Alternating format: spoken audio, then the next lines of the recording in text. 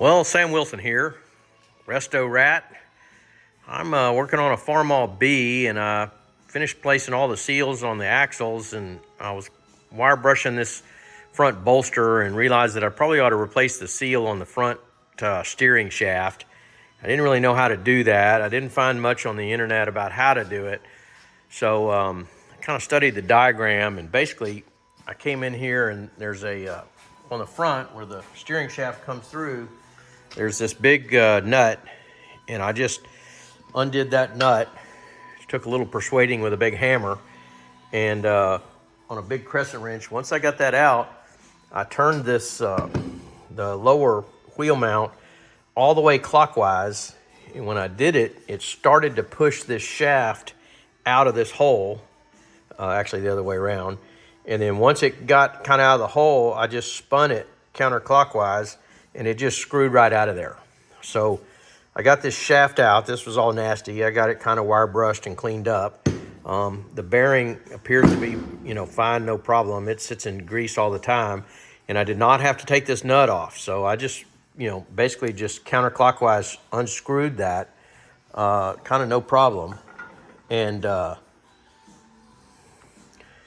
then this seal was in this other end where it comes out for the U-joint, and that was a mess. And I basically just took a cat's paw and knocked it out of there.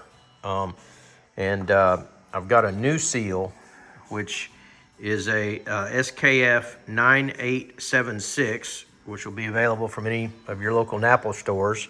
Here it is. And I've got a seal driver, snap-on seal driver I've had for a long time. And so I'm gonna just kind of carefully drive that thing back in there. And then, of course, went in there and wire brushed and cleaned all that stuff out. So I'm gonna go ahead and seat this seal, and I'm gonna seat it. It was out kind of close to the front, and I'm gonna seat it a little further back in there because there's a little wear right here where that seal was right out on the lip. So I'm gonna seat it back in there a little bit further to get it out of that kind of groove that it's worn in itself. And then I'm gonna screw it back in there and call this project done. All right, you can see I got this seal drove in there, and I drove it in just a little bit further, about 1/8 of an inch further than when it kind of looked like it sat before, to get a new groove.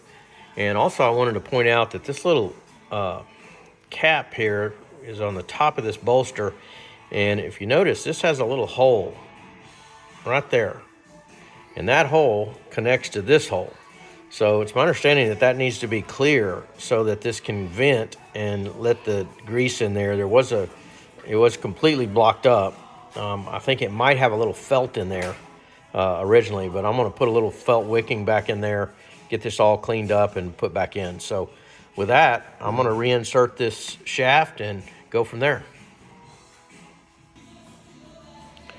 With this steering all the way, if you're looking at the top, it'd be counterclockwise. Then I just drop this thing in there, and then once you get it to seat, it'll just screw in, and that bearing will go in there and sit in that race nice and tight. And then we're going to put this cap back on here and tighten it back up, and then at some point we'll get a bunch of grease and fill that thing back up with grease. So that's pretty much all that's involved in this project.